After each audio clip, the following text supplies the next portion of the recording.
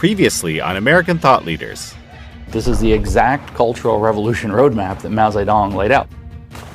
In part one of my interview with James Lindsay, founder of New Discourses and author of Race Marxism, we discussed Herbert Marcuse's Repressive Tolerance and the rise of a new Marxism based not on class, but identity and race.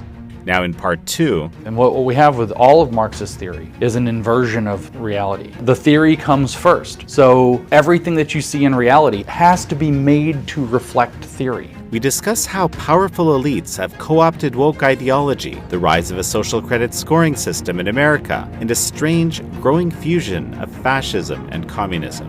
All you have to do is keep saying no. They require our compliance or they have to force us. And if they force us, they show their hand. This is American Thought Leaders, and I'm Yanya Kelly. Is there, according to your learning, is there a way for these identitarian ideologies or wokeism? Why is it so inherently divisive, and is there a way for it not to be? It's really interesting. The reason that I think it's so inherently divisive, I very strangely, to be completely honest, wrote a book with my colleague Peter Boghossian in 2000, I think it came out in 18 or 19, I'd have to look again, called How to Have Impossible Conversations. Excellent book, by the way, yeah. And I've applied lessons from that book, and they work sometimes. They work sometimes. Yeah. Peter's very good at them. They work for Peter more than sometimes. But what I will say is that when I was doing a lot of the background research and, communication, negotiations, et cetera, wasn't exactly my area. I was reading a large amount of material from what's called the Harvard Negotiations Project. And there's actually a pretty good body of literature there that discusses the idea that conversations are constantly happening on three levels. And on the surface, there's what's happening. And that's what people think they're talking about all the time. But then underneath that, there's an entire, like an ocean current of emotion. And then underneath that, there's an even deeper current that's identity. And so people fool themselves, and a lot of conversations go off the rails, or negotiations go off the rails, they say, because people think they're talking about what's happening. So you can imagine they give the example of a husband and wife arguing over something or another, and you said this and you said that, da-da-da. But the real thing is that one or the other got their feelings hurt. And so everything the other one says is wrong until they address I didn't realize I hurt your feelings. How can we make that up first? And then the surface level details turn out to be easy. They're low consequence, really, even if they're important compared with the feeling, the way that we are psychologically. But then again, identity factors are even lower down the chain than that. Identity factors if somebody feels like their sense of being a good person in particular has been threatened, or their sense of being a credible witness has been threatened, then they have no recourse whatsoever. It's incredibly core to who we think we are as people, and so it's perceived as incredibly psychologically threatening when something's taking place at that level. So the division there becomes almost absolute. And if you introduce concepts like, because of structural racism, you've had access to privilege, and therefore you've been conditioned to understand the world in one particular way that is to your own benefit and maintains your benefit, whereas we have been conditioned to think about the world in a different way while we've been oppressed by you. And that's, as Kimberly Crenshaw puts it in Mapping the Margins, her most influential paper from 1991, she said, your racial identity, she says, I am black, as a sentence, as opposed to I'm a person who happens to be black. She says, I am black becomes an anchor for subjectivity. Of course, after what I just said about Marx, you can see how that's race Marxism. It's who you know yourself as a subject, which then has to be expanded because the social relations are limiting the range of your subjectivity. But who you are as being your race, politically active, becomes an anchor for who you are as a subject in the world. And so when your politics tie to who you are, according to this idea from Harvard Negotiation, there's no resolution if you create a division at that level.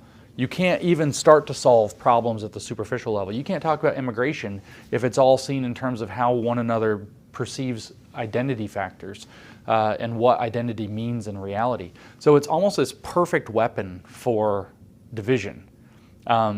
Then that's just the race aspect. The sex, gender, sexuality, queer theory aspect is another matter altogether. For example, Hannah Dyer, an award-winning queer theorist, wrote a paper recently, 2019, I think, where she said the point of queer theory is not to produce stable LGBTQ identities, but rather to keep identity fluid, to make sure that the identity is never made stable, that people never come to know themselves. So then you have this idea that is destabilizing.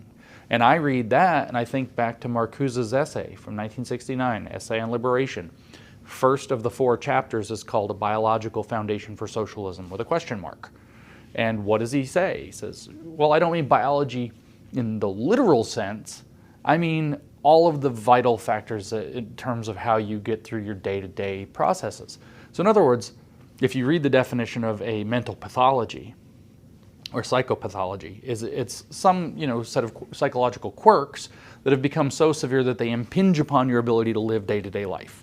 And I'm like, wow, critical theory is designed to induce psychopathologies. And what better way than by tweaking people at the level of identity, which is even below emotional issues in terms of having to reach deep, deep down and to try to resolve them. And so it turns out, well before COVID, this book being written in 2017 and 18, I think published in 19, the example that I gave for an identity issue, because I didn't want to get into things like race or other so-called immutable characteristics, was anti-vaxxer. And I said that the identity issue at cause was, are you a good parent? And people's burning need to see themselves as an identity as a good mother or a good father was at the heart of the reason why all of the discussions about vaccines and vaccine safety and vaccine efficacy would go off the rails. We see this, of course, now reproduced in mass. If you're hesitant or unwilling to get the COVID-19 vaccine, you're an anti-vaxxer, the exact same language. And what's the drive? Well, you want to be seen as somebody who's contributing to society. In the airport yesterday on my flight in here, I heard over the loudspeaker, remember, wear your mask. We are all in this together. And I muttered something we shouldn't repeat on camera under my breath about all being in it together. But this is the message. The people who do the vaccine are good members of society.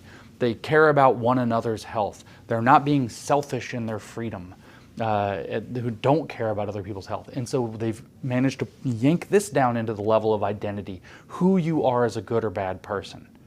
And I mean, we could go on and on. There are other techniques: moral authority, intellectual authority, and psychological authority are the 3 pillars. And Marxists throughout all of history have attacked these. They just use different means. It's identity and racism now. It used to be right-wing or rich in the past, but they try to convince you or others around you that you're evil, so you doubt yourself or others doubt you. They try to convince you that you don't understand the true nature of the scientific study of history or the structural realities of racism, so your intellectual authority is undermined, so you either doubt yourself and censor, or other people doubt you and don't listen, or they try to convince you that you're crazy. We're not really teaching critical race theory. Critical race theory is not in schools. Of course it's not. That's culturally responsive teaching. CRT means something completely different. You don't even know. We just want to teach honest history. And they gaslight people, and they diminish your psychological authority, or so either you doubt yourself or other people will doubt you. And these are the actual manipulations that are being done again and again and again and again. And now you can understand why. And they're being done at the level of identity because it's the deepest psychological layer that does not resolve and stays divisive. You keep people fighting about identity, there's no resolution there.